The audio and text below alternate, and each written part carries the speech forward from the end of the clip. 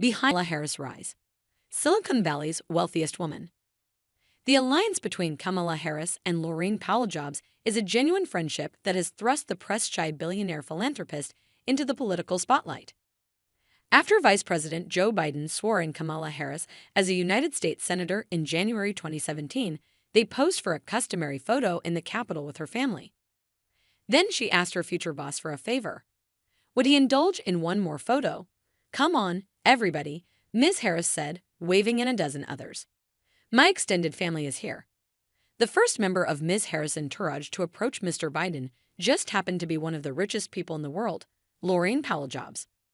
Ms. Powell Jobs, the philanthropist who controls a fortune worth over $11 billion, stood just behind Mr. Biden's right shoulder, joining Ms. Harris' best friend from kindergarten and others in her inner circle. As the photo was snapped and the group broke up, Mr. Biden grabbed a coveted 60 seconds with Ms. Powell Jobs asking about her son and talking about his ambitions for cancer research.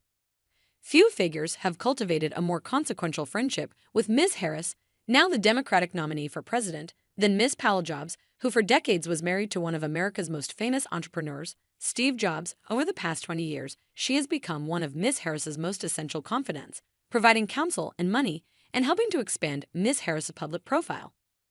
Now, in this year's presidential race, the wealthiest woman in Silicon Valley has emerged as a powerful player behind the scenes. She has quietly contributed millions of dollars to an organization backing Ms. Harris, according to 3 people briefed on the gifts. She played a hidden but key role in helping usher Mr. Biden out of the race, which cleared the way for a Harris run. And Ms. Powell Jobs, who is so close to the vice president that her staff refers to her simply as LPJ, is positioned to have extraordinary influence, or at least access, in a potential Harris administration. Laurene has a gift for friendship, especially old friends. She is tribally loyal, said David Bradley, who sold the Atlantic magazine to Ms. Powell Jobs' company, the Emerson Collective. Kamala Harris falls within that ring of friends.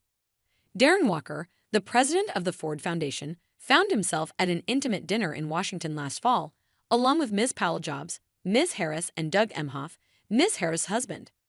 The women, he recalled, seemed especially at ease. "It was the vice president's residence," he said, "but they were sitting on the sofa like longtime girlfriends." Over fish and African vegetables, Mr. Walker said, they chatted about art and recounted stories of their recent travels to Africa. There was no mention of any political leaders, he said. No one mentioned Trump. No one mentioned the president. Politicians often use the word friend to describe patrons who can power their campaigns and careers. Neither Ms. Harris nor Ms. Powell Jobs, who both zealously guard their privacy, would comment for this story. But in interviews, 36 people with insight into their bond described a genuine friendship built on a shared political philosophy, an interest in art and culture, and their mutual trials as women in the public spotlight. Ms. Harris, 59, and Ms. Powell Jobs, 60, rose to prominence together in the Bay Area. Ms. Powell Jobs donated $500 to Ms. Harris' first run for district attorney of San Francisco in 2003. The next year, they attended the March for Women's Lives in Washington, D.C., part of a posse of female leaders from the Bay Area, recalled Andrea Dew Steele, who organized the group. She was helpful early on in Kamala's career, Ms. Dew Steele recalled. The women spent the next 2 decades traveling among the same Silicon Valley elite. They have attended each other's family events. Ms. Powell Jobs was one of about 60 people to attend Ms. Harris's wedding to Mr. 𝗥𝗲𝗀 in 2014, and Ms. Powell Jobs invited Ms. Harris to the wedding of her son, Reed, this year in Hawaii, which Mr. 𝗥𝗲𝗀 attended. They even shared the same celebrity dermatologist. Even as Ms. Harris's career took her to Sacramento and Washington, they'd have gone on personal trips together, with Ms. Harris at times flying on Ms. Powell Jobs' private plane.